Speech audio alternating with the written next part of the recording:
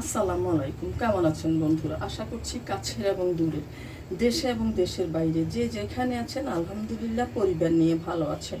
আল্লাহর রহমত এবং আপনাদের দোয়ায় আমিও পরিবার নিয়ে ভালো আছি। আজকের আয়োজনে আপনাদের জন্য নিয়ে এসেছি বিশ্বের 1 নম্বর ইন্দোনেশিয়ার বিফ রেন্ডাং রেসিপি। তাহলে চলুন দেখে নিই কীভাবে বিফ রেন্ডাং তৈরি করব। বিসমিল্লাহ বলে শুরু করছি। ইন্দোনেশিয়ান বিফ রেন্ডাং তৈরি করার জন্য প্রথমে আমি একটা মশলা তৈরি করব। এখানে নিয়ে নিচ্ছি 8-10টা বাদাম নিয়েছি আমি, এটা চায়না বাদাম। তারপরে নিয়েছি 5টা রসুনের কোয়া নিয়েছি। আর আমি হলুদ গুঁড়ো নিয়েছি, আমি কাঁচা হলুদটা দিইনি, কাঁচা হলুদ আমার একটু গন্ধ লাগে। আর দিয়েছি এখানে 5টা মাঝারি সাইজের পেঁয়াজ নিয়েছি। আর নিয়েছি আদা, 5 টুকরো আদা নিয়েছি। এখানে আপনারা থাই আদাটা ব্যবহার করবেন, আমার কাছে থাই আদাটা নেই, আমি নর্মাল আদাটা নিয়েছি। আর নিয়েছি এখানে থাই গ্রাস নেওয়ার কথা, আমার থাই গ্রাস গাছটা মরে গিয়েছে, সেই জন্য আমি নিয়েছি গন্ধরাজ লেবুর জেসটা নিয়েছি, এটা দিলেও চলবে। আর নিয়েছি আমি এখানে ভিজিয়ে রেখেছি 10-12টা শুকনো মরিচ। ঝালটা আপনারা আপনাদের পছন্দ অনুযায়ী নেবেন। এবার আমি সব কিছু একসাথে ব্লেন্ড করে নিব।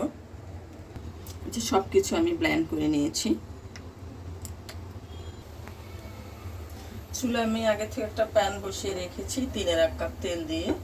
তেলটা একটু গরম হয়ে গিয়েছে, দিয়ে দিচ্ছি 2 টুকরো দারচিনি আর একটা স্টার আনিস।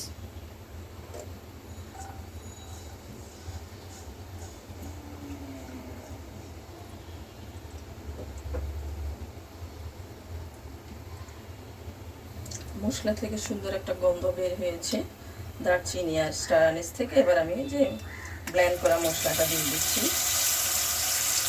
যাতে ছিটে না পড়ে সেজন্য আমি আগে একটু তেলে লবণ দিয়ে রেখেছিলাম। আপনারাও তেলে একটু লবণ দিয়ে রাখবেন, তাইলে আর ছিটাটা আসবে না বেশি। এবার আমি মশলাটা ভালোভাবে ভেজে নিব যাতে কাঁচা গন্ধটা চলে যায়।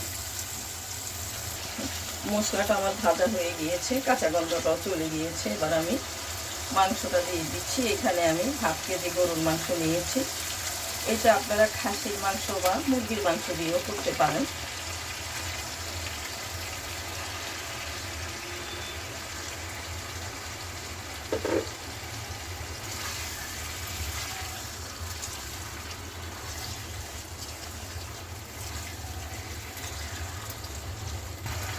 দিয়ে দিচ্ছি স্বাদ মতো লবণ।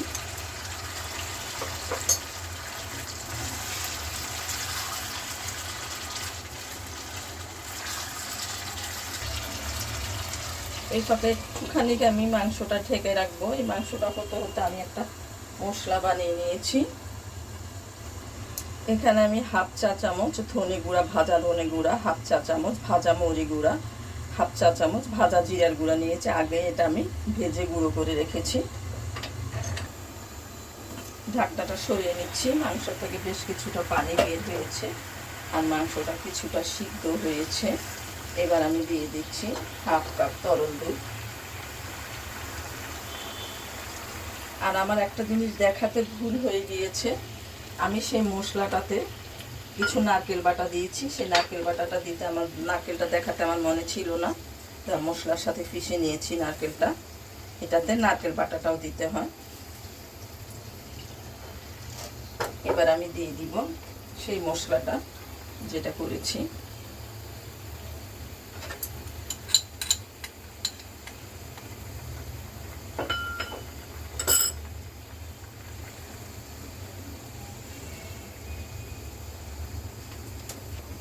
এবার আরও কিছুক্ষণ ঢেকে রাখবো। মাঝে মাঝে আমি ঢাকনা সরিয়ে নেড়ে ছেড়ে দিব, নাহলে তলানিতে লেগে যেতে পারে।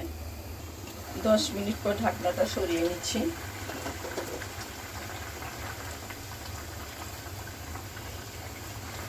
এই রান্নাটাতে কোনো পানি ব্যবহার করা হয় না। এবার আমি দিয়ে দিব 1/2 কাপ নারকেলের দুধ।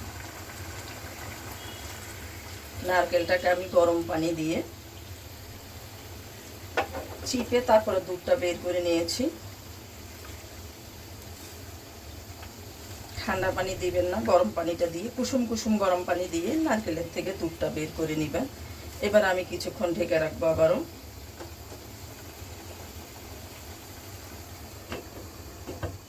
10 মিনিট পর ফিরে আসলাম।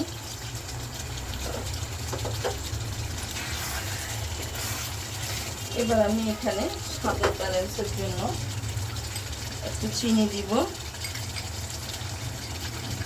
আর কয়েক দানা তেঁতুল দিয়েছি অল্প। এই তেঁতুলটা দিলাম, গরুর মাংসের যে কোলেস্ট্রলটা থাকে খারাপটাই তেঁতুল দেওয়ার কারণে নষ্ট হয়ে যাবে।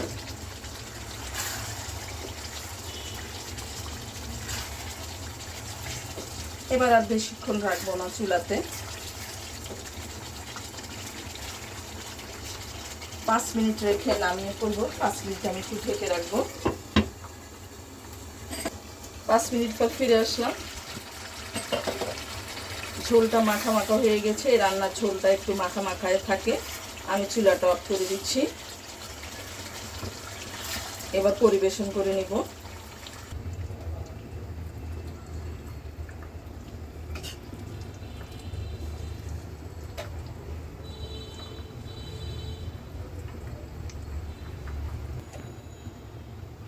দেখেন লুকটা কতটা সুন্দর এসেছে।